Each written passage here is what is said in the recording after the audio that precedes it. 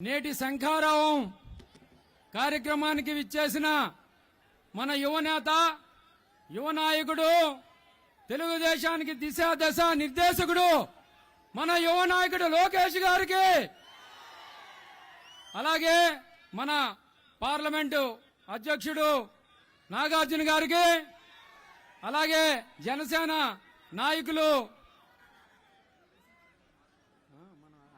చంద్రమోహన్కి, అలాగే సోదరుడు రాజు గారికి, అలాగే మన పెద్దలు కోల్లప్పలనాయుడు గారు, అలాగే మన పెద్దలు వాసునాయుడు గారికి, అలాగే మండల టీడీపీ అధ్యక్షులు కార్యవర్గం, అలాగే కార్యకర్తలారా, నా తెలుగుదేశ కుటుంబ సభ్యులారా, మీ అందరికీ నా హృదయపూర్వక నమస్కారాలు.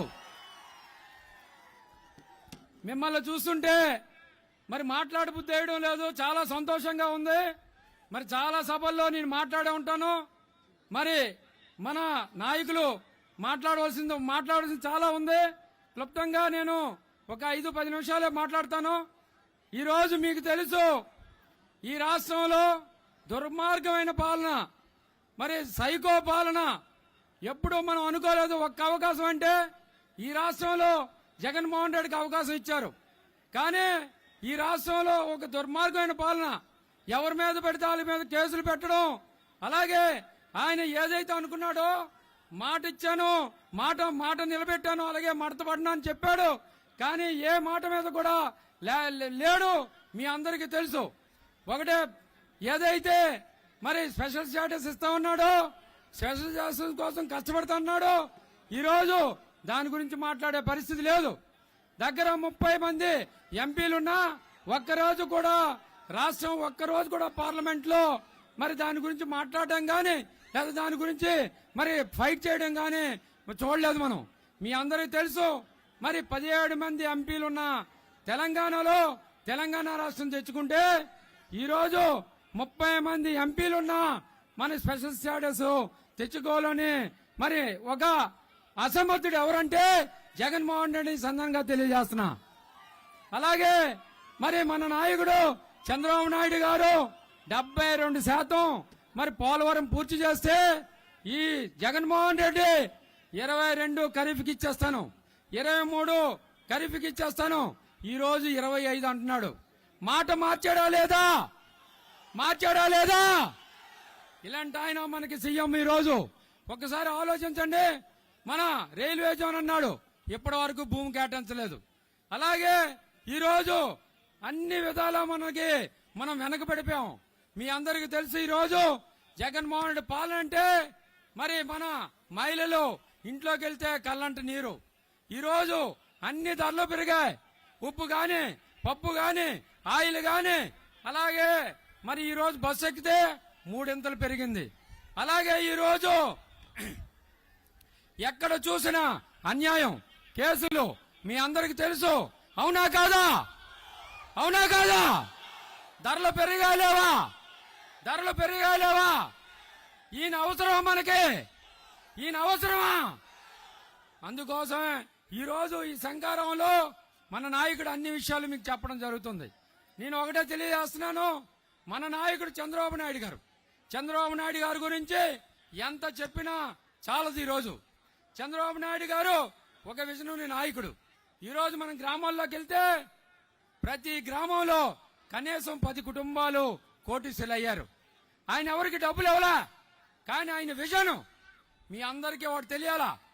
మన పిల్లల కోసం మనం ఎలా వెళ్తామో, ఎవరి దగ్గర ఉద్యోగం కావాలని, అలాగా ఈ ఆంధ్రప్రదేశ్ కోసం, ఈ ఆంధ్రప్రదేశ్ లో ఉన్న యువకుల కోసం సొంత కొడుకుల్లా కూతుర్లా అనుకొని ఆయన ఫైళ్లు పట్టుకొని న్యూయార్క్ వీధుల్లో తిరిగి మన కోసం హైటెక్ సిటీ పెట్టడం జరిగింది. ఈ పెట్టడం వల్ల కొన్ని లక్షల కుటుంబాలు ఈ రోజు కోటీసులు అయ్యారు. అవునా కాదా? మరి మన నాయకుడు విజన్ ఉన్న నాయకుడు. ఎంత చెప్పుకోవాలన్నా మన చంద్రబాబు గురించి రోజులు తరిగి చెప్పుకోవచ్చు. ఈ రోజు ఈ రాష్ట్రంలో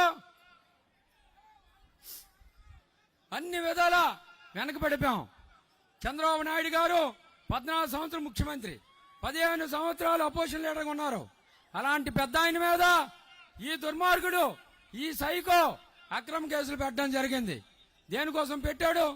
ఉచితంగా ఇసుకిస్తే పెడతాడా? ఈరోజు త్రిపుల రింగ్ రోడ్డు మీద కోసం పెడతాడా? ఈరోజు మన పిల్లలకి ఉద్యోగాల కోసం మరి స్పెషల్ కార్పొరేషన్ పెడితే ఈరోజు దాని మీద కూడా మైక్ సెట్ చేయాలి సార్, మైక్ సెట్ చేయాలి ప్లీజ్. అన్ని విధాల ఈరోజు మన నాయకుడిని 53 రోజులు జైల్లో పెడితే రాజాం నియోజకవర్గంలో అందరూ కూడా 53 రోజులు కూడా సమ్మితం ఒక దండాలు చేసి నిజమైన నాయకుడు ఎలా ఉంటాడో మనం అందరం కూడా చెప్పగలిగాం. ఒకటే మీ అందరూ తెలియాల, మన నాయకుడు జైల్లో పెట్టినప్పుడు 80 దేశాల్లో మద్దతు ఇచ్చారంటే మన నాయకుడు కీర్తి ప్రపంచం అంతా కూడా ఉంది.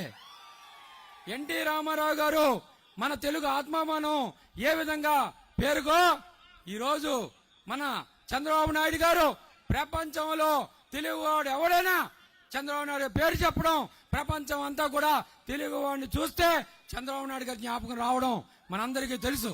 మరి అలాంటి నాయకుడిని అక్రమ కేసులో పెడితే జనసేన నాయకుడు పవన్ కళ్యాణ్ గారు అన్కండిషనల్ గా ఒకటే చెప్పారు, మీరు ముఖ్యమంత్రి అవ్వాలి, ఈ రాష్ట్రం వెనుకబడిపోయింది, అన్కండిషనల్ గా వస్తున్నాను, మీరు ముఖ్యమంత్రి కావాలి అని జనసేన నాయకుడు పవన్ కళ్యాణ్ చెప్పడం జరిగింది. అంటే ఒకసారి అర్థం చేసుకోండి మన నాయకుడికి ఉన్న శక్తి. అలాగే మరి చాలా విషయాలు ఉన్నాయి. ఈరోజు మరి ఒక స్పెషల్ స్టేటస్ కాదు, మనం ఉత్తరాంధ్ర తీసుకోండి. జగన్మోహన్ రెడ్డికి ప్రజాస్వామ్యం మీద నమ్మకం లేదు. ప్రజాస్వామ్యం మీద నమ్మకం ఉంటే ఎస్సీ ఎస్టీ బీసీలు మంత్రులు ఇచ్చాం, పదవులు ఇచ్చామన్నాడు. అధికారాలు ఎక్కడిచ్చాడు? అధికారాలు ఇచ్చాడా? ఈ మనకి ఉత్తరాంధ్రలో ఒక ఇద్దరు ఉన్నారు, బొత్ససేపు ధర్మాన. వాళ్ళని ఒకటే అడుగుతున్నా, మీరు చాలా ఎక్స్పీరియన్స్డ్. బొత్స సత్యబాబు, ఒక్క టీచర్ని నువ్వు ట్రాన్స్ఫర్ చేయగలవా? చేయగలడా? ధర్మాన ఒక గుమస్తాన్ని ట్రాన్స్ఫర్ చేయగలడా? హోమ్ మినిస్టర్ కానిస్టేబుల్ ట్రాన్స్ఫర్ చేయగలదా? చెయ్యలేరు. ఒక 5 ఉన్నారు మాఫియా. ఒకడు సాయిరెడ్డి, ఒకడు వైవి సుబ్బారెడ్డి, ఒకడు పెద్దిరెడ్డి, ఒకడు సకల మంత్రి ఒకడు ఉన్నాడు సజ్జల రామకృష్ణారెడ్డి గుమస్తా. ఈ 5 మిథున్ రెడ్డి అని పెద్దిరెడ్డి కొడుకు. ఈ 5 రాష్ట్రాన్ని పాలిస్తారా? ప్రజాస్వామ్యాన్ని కూనీ చేస్తారా? ఇంకా 2 నెలలే ఉంది మీకు.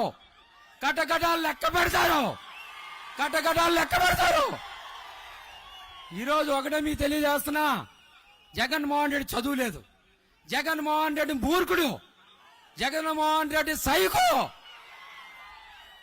డబ్బులు ఉన్నాయి, 40,000 కోట్ల రూపాయలు ఉంటేనే 16 ఏళ్ళు జైల్లో పెట్టారు. అవునా కాదా? ఏంటా డబ్బులు ఆసి? ఏంటా ఆసి?